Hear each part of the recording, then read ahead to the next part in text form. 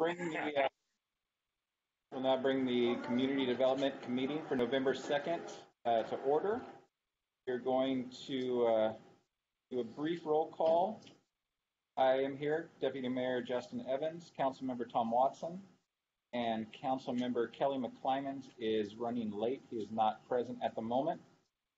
Prior to doing the business action items, we are going to skip down to open committee discussion while we wait for Councilmember McClymans. Councilmember Watson, open discussion? Thank you for asking. Yes. This probably pertains more to Jack than it does to Ryan, so you might luck out. So years ago, as some of us know, they presented to us a shake alert for our water system.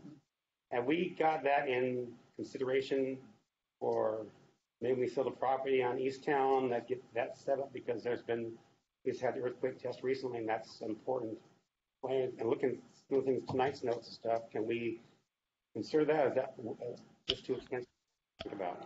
I remember it's about $50,000 per unit that when it was presented to us when we were up in Seattle. Right. But I don't know what went from there. Okay, sorry. Ryan, it looked like you were going to say something on that. Yeah, I apologize because the sound here kind of is intermittent. So if I don't quite address this, let me know. The shake alert system, I believe, is part of the scope of the Tacoma Point Reservoir project. And I don't believe any work has progressed forward on that part of that project yet. Shake alert will be something that we had discussed rolling out as we build new infrastructure. And so one of the things that we wanted to discuss is, for instance, with the Granger Springs project that's going to be coming up to replace the pump house, perhaps we would also look at incorporating that into that project as well. So did that address your question, Tom? It was a good system. It's very expensive, though, because if our water gets, we're in trouble with that real quick, to stop it. Without sending guys out there. The other question I have, thank you. And the other question I have is on 410 by 195th. As we know, that intersection is a bad intersection because of all the traffic going to Walmart and it backs up going eastbound on a regular basis.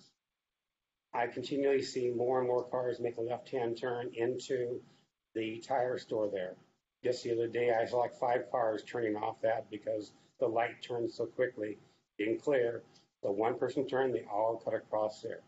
Is there anything we can do to ask the state to address that, either with a barrier and or plastic dividers there to slow it down? Because as we keep growing, it's just going to get worse. I don't know if any accidents there, but it could very easily happen. Sure, and I could try to address that. Given that it is SR 410, they are responsible for the operations, like you suggested. But I could certainly reach out to them and just bring that concern up. And I think I took the notes of exactly what you said on there, and it's something that we've seen too. So certainly I'll have some discussions with them for you. Okay, thank you. You bet. That's all I got. It was easy. I don't have anything because I didn't know I was doing this meeting 3 hours ago. So. Boy, the notes are okay too. Oh, okay. Notes are good. Yeah, I have no answer from Kelly, so well, good job, Debbie. Well, we will just carry on then. We'll move on to business action items.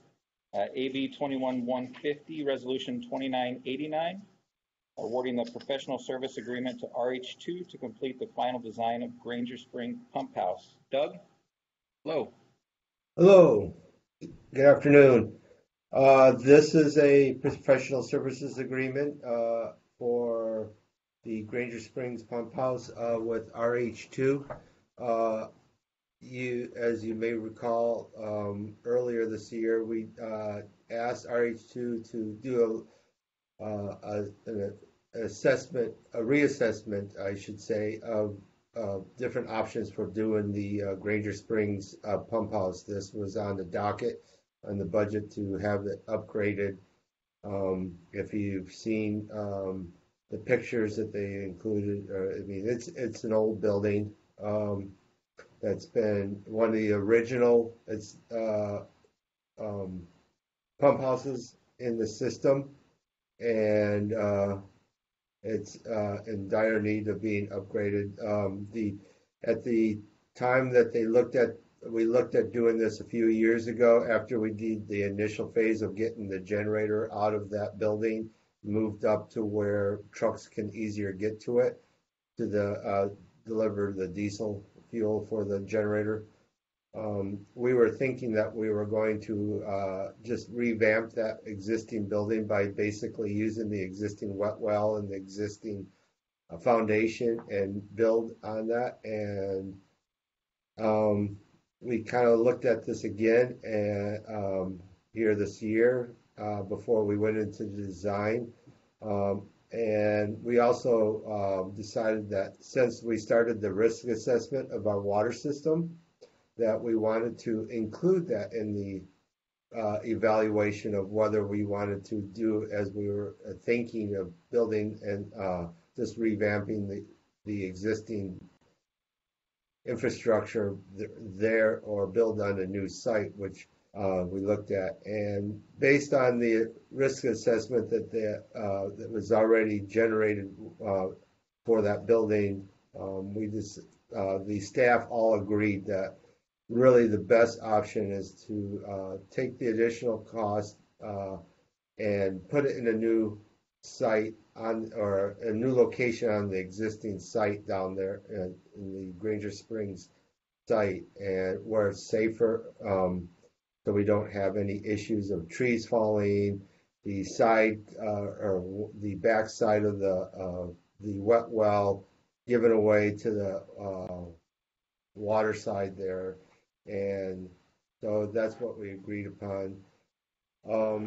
So that's where the design would go. It would be to build a new building on the same site, but a different location, about 100 feet away from where it currently sits.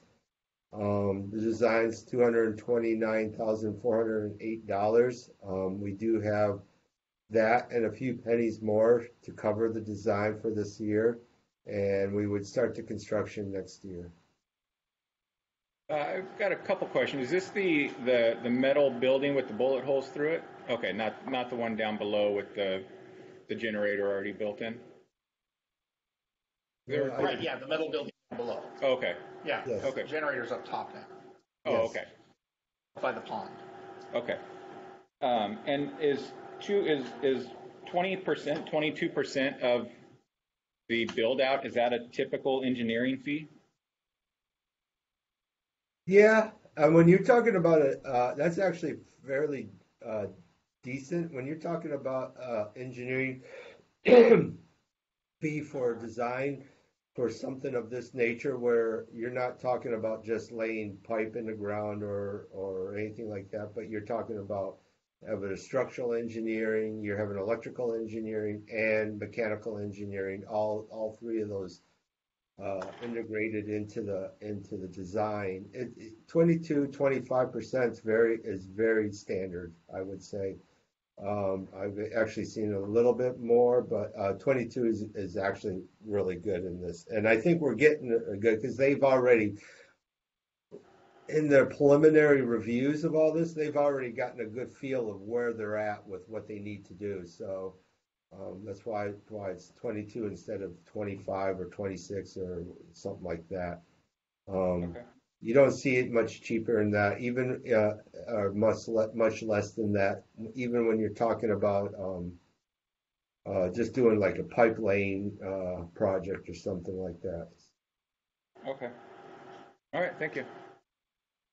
Has this changed much since we looked at it last time you presented to us? Has this changed much? No. Okay. Thank you. I will note for the record, Councilmember McClymans has stepped in, so he is now here. Councilmember McClymans, do you have any questions on this one? Yeah, so this is being paid for out of the utilities. Is that a requirement? Is there any other money we can use?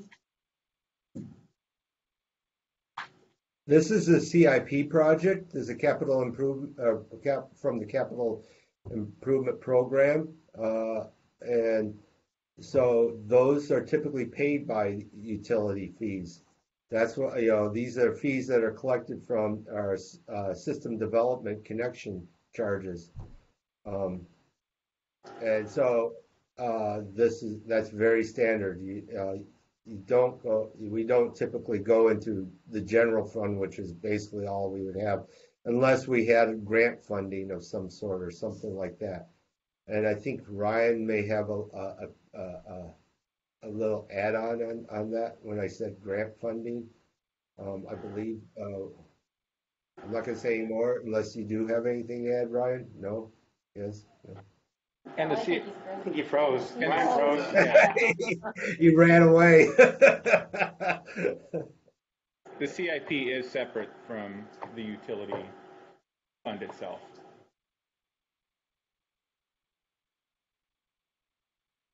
He just put Visqueen up for a little over his camera.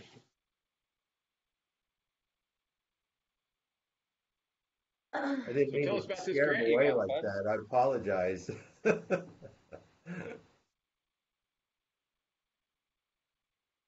The reason why I mentioned that is that there was some, I believe he and Leslie were working on some grant funding on some funding programs, and the construction for Granger Springs was one of the projects that they were looking at.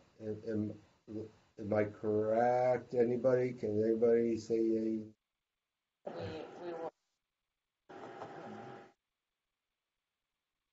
if we even were awarded that, or if we even, I have to You were look looking that. into that.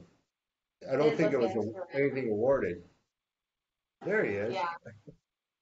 Sorry, my laptop died and I had to switch over to the phone. Sorry about that. Ryan, do you know anything about a potential grant for the Granger Springs funding? We applied for that through the federal, right? And then, but we were not even selected to move forward on that. Okay. That's correct. Yeah, it was included in the application for that last round of funding that we applied for.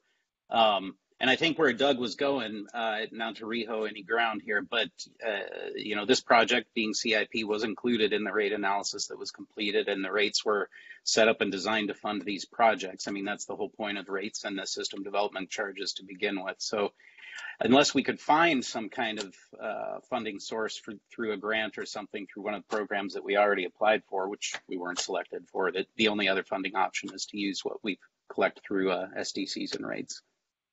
Yeah. Typically, Kelly, system development charges, SDCs,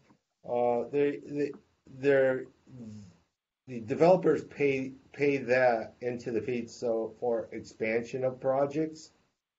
When we need to expand, make larger pump stations or larger tanks or things like that. But when we're replacing equipment because it's aging out, that's more of a rate system. If I'm correct, Ryan, that's where we're supposed to be. We're supposed to be using rates for upgrade, replacing of old deteriorating equipment. So just quickly, Doug's exactly right. When you consider the fees that come in as revenue for the water utility, funds collected for SDCs are specifically earmarked for capital improvement projects. Rates are typically used to pay for the bulk of your maintenance and operations. However, they can go back the other way and help fund capital improvements, but the money cannot flow the other way. SDCs specifically have to go to fund capital improvement efforts. Yeah. So, and these are CIP funds, and it was from the utilities or is from the development?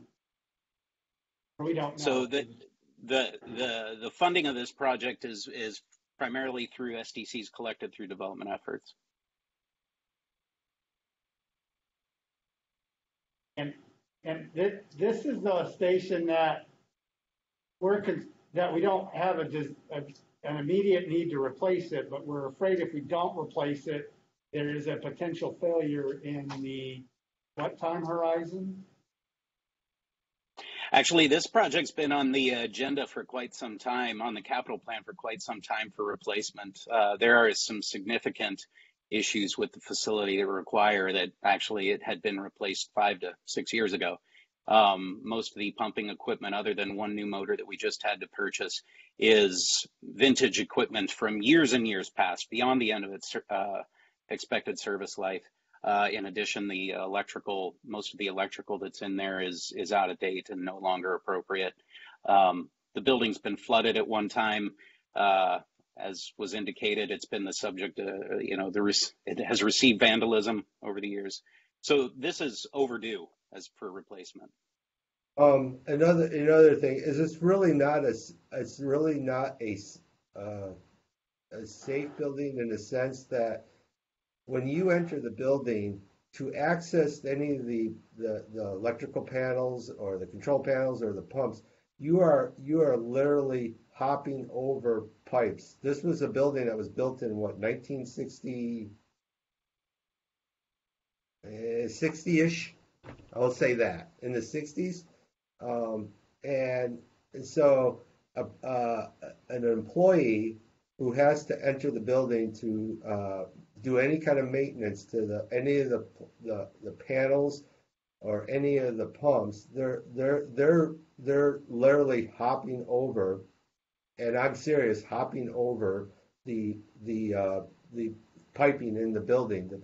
The building was not laid out such that the piping is underground like typically what you see, or in a fashion such that there's a pathway around the pipes so that people or there's grates that get you over, stepping grates that get you over the pipes. It is not a safe environment really when it comes down to it. Not to mention the building itself is not safe in the sense that it is on the hillside. We have the hillside going down the hill on one side where we have seen some movement over the many years of where the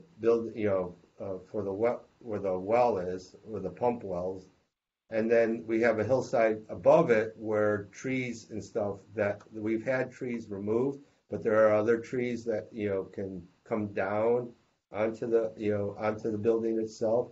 So the whole idea is to move that building away from the two dangerous sides that it's currently sitting at and get it to a more safer location for the building itself. And at the same time, we make it much more safer for an employee to access and do their work inside the building. And this, besides the equipment that needs to be, the pumps that need to be replaced as well. Yeah. Anything with water or sewer, I'm going to ask a gazillion questions because I get asked. That's the favorite topic to ask me. So, and I still have lots to learn about it. Thank you. We okay putting this on the consent agenda? You okay with that, Carl? No, could we put it on the full council just because it's sewer and water and everybody's, well, maybe everybody's not, but I'm really. Well, you can make a statement. Yeah. But it's important to do, that it's old, that it's been considered. This is part of the maintenance that people will talk about. Yeah. Okay. I would agree. It'll work. And Ryan, I'm disappointed in your Seattle double talk. That building was shot up and you said vandalized. Hey, shooting isn't the only thing that's happened to it. But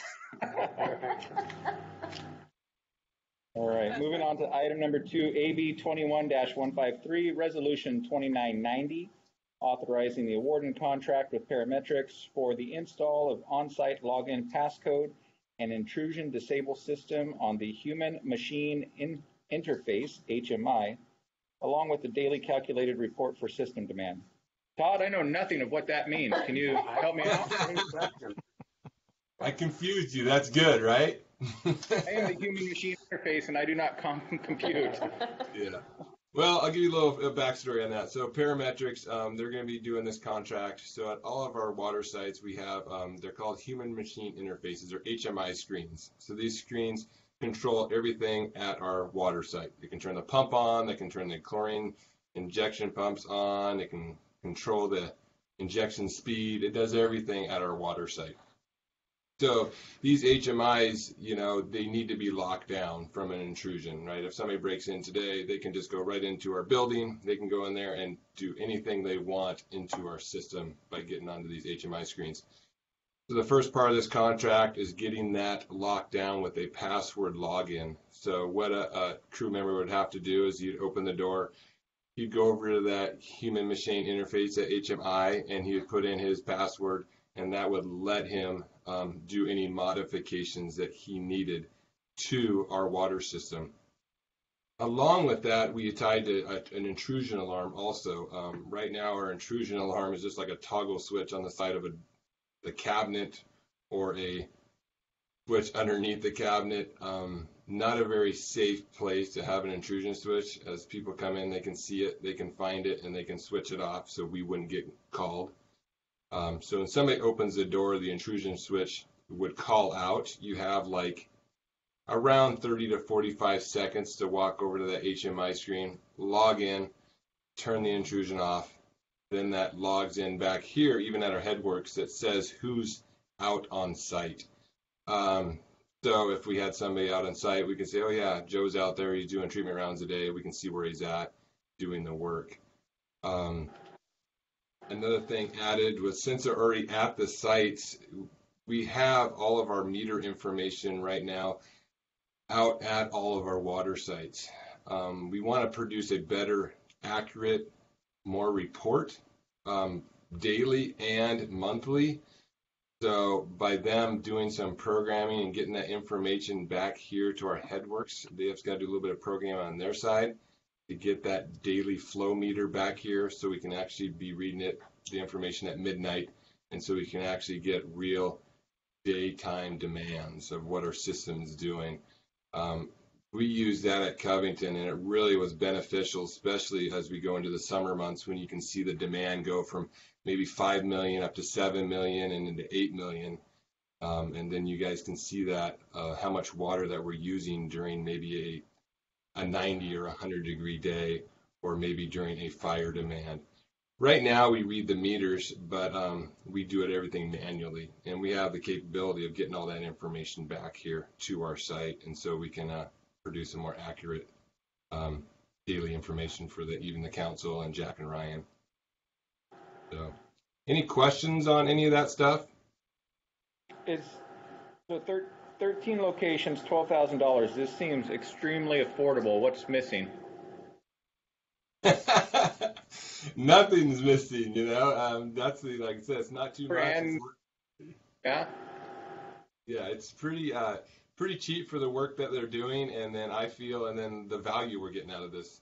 We're getting a lot of value out of this. We're locking our sites down, which we should have done in the past. These sites should be locked down, and then getting this accurate information to you guys when you guys ask for it is what I want to be able to do. So yeah, it's for me, it's not too expensive. It's $12,000. We have the money budgeted over in our replacement and unscheduled projects. So. Tom or Kelly, you guys got anything on this? Yeah, so is there a network drop to each of these locations that we have to worry about? Because Parametrics is saying they have no cybersecurity. Are they adding something, or are we just piggybacking on something that exists and our cybersecurity is already kind of weak? Well, that's a good question probably for Chuck, to answer that. He's our cybersecurity guy. Right now, we just want to make sure those HMIs are just locked down, so somebody either can break into the building and then mess around with it, control it. From a cybersecurity, that's a little bit more, that's going to be a Chuck question, having that stuff backed up and making sure that people can't attack it from a cybersecurity. Right now, it's like they can break in and do anything they want because we have nothing to protect even from that right now. Is this network on cellular, or is this on a Cat5 or some sort of tieback? I think we got a majority. I think it's we have some on. I want to say it's on Verizon. We have a lot of backups at some of our states. We have Verizon at some of our states, and then we also have Comcast. So we have a lot of dual redundancy in some of our sites. Okay. Maybe I can jump into a little bit. Sorry, Hey, Todd. I didn't hear that. Maybe I could jump in a little bit too. A lot of this, what we're doing is we're just going to reprogram the existing HMI screens, which is pretty much like an operating system. But we already have the cybersecurity in there. We actually have cyber locks for the doors as you come in, but this is just going to be an additional feature to that. But certainly, yeah, we've already taken care of the cybersecurity part of it. This is just going to be only reprogramming of that system in itself. Okay, that makes it seem why it's so cheap. They're literally walking in, hitting the star key, entering a master code, and then initiating a already given protocol that's there that we just didn't pay for initially. Got it. Good. Yeah. Oh man, if I could punch poor guy. Yeah. Anything else, guys? All right. Consent agenda for that one. Sure. I'm fine. All right. We'll let it go on the consent for next week then. All right. Thank you, guys. All right, thank you, guys. And then item number 3, AB 21-155, Resolution 2991, authorizing the mayor to sign an interlocal agreement with Pierce County for comprehensive solid and hazardous waste management planning with Pierce County. Mr. Vodopich, is this what Gary was working on? Yeah, I was just going to say that. Okay. This is what this is what Gary was working on before he left. Our 20-year comprehensive solid waste management plan has expired December 31st of 2020. I think Gary had. This is the successor agreement for the next upcoming 20 years. Pierce County would be the lead agency. Consultation with all the signatory cities. Kelly's question that I know is coming. What if? Under the RCW, we have 3 options. We can prepare our own solid waste plan, which certainly is something we still need to do. We can agree with the county to participate in a joint solid waste management plan, what this agreement would do. Or we could authorize the county to prepare a city plan for inclusion in the county solid waste. We're picking options. 20 plus years ago, worked cooperatively with the county, whereas they prepare the plan and then submitted to the Department of Energy. You're welcome. Nice. I'm kind of learning anticipating your style or learning your style. Have any questions or concerns on that one? All right, consent. Before you got here, Kelly, we bounced down to open committee, but I'll circle back to that if you have anything. Tom brought up a shake alert and discussed left-hand turns on 410 at 196 going into the new tire shop by Key Bank. 192. 195. Do you have any? A shake alert? Well, 10 years ago, 8 years ago, a system was brought to us. If there's an earthquake here, it will lock down our water system. So we won't lose what we have going with the water. We're practically breaking. So that's a concern. Yeah, it auto locks and it kills the power to the generators just during that time, so that if something goes offline, it doesn't create a electrical or a fire hazard initially during the earthquake. Kicks back online afterwards so that the pumps and everything can go. RH2 presented it to us probably about 5 or 6 years ago as something that we should be looking at moving forward. The guy said they were looking at that in future commitments to building.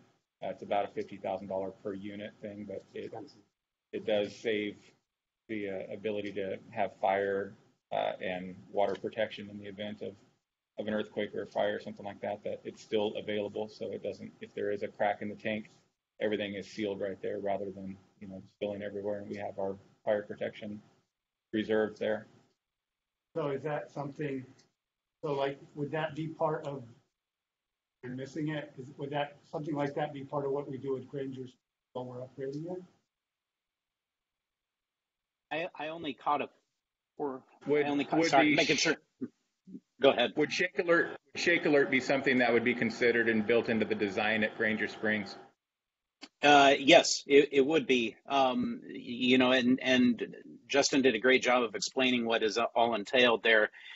Shake Alert works with our equipment in many different ways, depending upon what the piece of equipment is.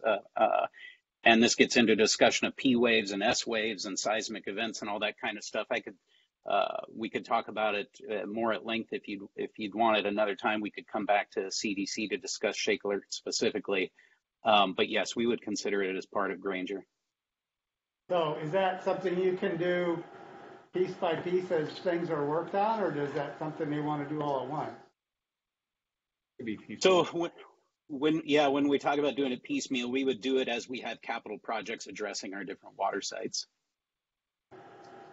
And if I recall, this water site is a very important one to us. Well, they all are, but I recall this is one of our basic ones. Is that not? Yeah, not to steal your thunder. Granger furnishes about 20% of our water into our system. If we don't have Granger, we're down 20% of our water supply, which means that we're having to probably more than likely purchase all that water from TPU, which would be very expensive very quickly.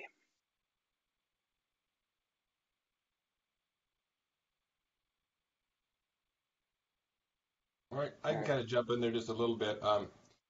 We use a lot of this stuff at Covington U too. I mean, we had a lot of these seismic valves. Like for the tanks, we had seismic valves. So when the new tank was put in, you can retrofit them too, which are nice. We had a couple that came in that were later that were retrofit. So it's just a control valve. And what happens is if there's an earthquake and it feels the shake or the rattle or whatever, it just shuts that control valve down so the water doesn't come out of the tank. So we can do the same thing at the pump station also. So if we do have something like that major event, those control valves will shut down, and then we're just not pumping water just to waste it. Yeah. So what happened in 2001, Jim? Well, Shake Alert right now is tied into 3 universities, 2 in California and 1 in Washington, and there's a redundancy program that if 1 or 2 of them go down, all 3 of them are getting information. But there's stakes stuck all the way up and down the West Coast, and like he was saying, P waves and S waves will tell you how fast it's going, when it'll get to you. It'll trigger shutdowns minutes beforehand if it's sensing it's heading that way based on speed and how fast it's triggering that. But with all that, that was the whole purpose of it. Alarm systems on the computers here go off to take cover and gives everyone a few minutes to get out and get safe. So it's a really multifaceted system that Public Works has just a feature of, but it's a really good feature that save a lot of money and time and safety for everyone here. I'd have a question for you. What about Lahar? Would that be part of that shaking of that? Something happened, which is a disaster, but would that be able to shut down too if something like that happened from Mount Rainier? What was the question again? Sorry. What about there was a problem from Mount Rainier, like Lahar going off or something? Would that shaking also help us shut it down too? Yeah, all that stuff it's kind of interesting.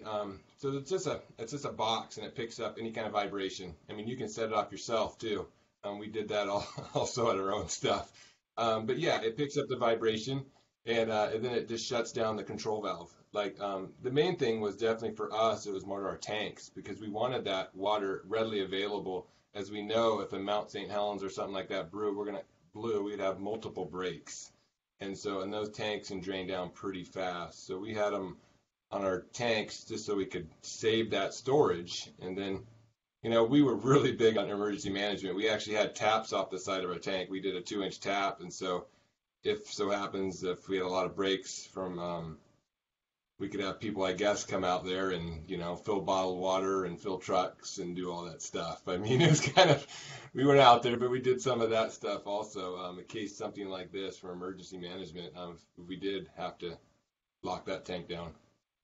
In my day job, we deal a lot with companies that do anodizing and zinc plating and things like that. One of the things that they did for the commercial side of things was they had a box that would trigger tanks to drop about 4 to 6 inches of chemical into a reserve low contained tank. That way, during that, you don't have to worry about chemicals splashing over on people. Oh, wow. Yeah, it sucked when it triggered accidentally because that was a lot of wasted chemical, but that's just one of the other features that it does. Mm-hmm. All right. Any other questions, concerns, comments? I had one question. Did we pour the concrete for building E? They've poured the walls for building E. I do not believe yet that they have poured the slab for building E. Anything else for anyone? All right, we will adjourn the meeting. Thanks, everyone. Thank you. All right.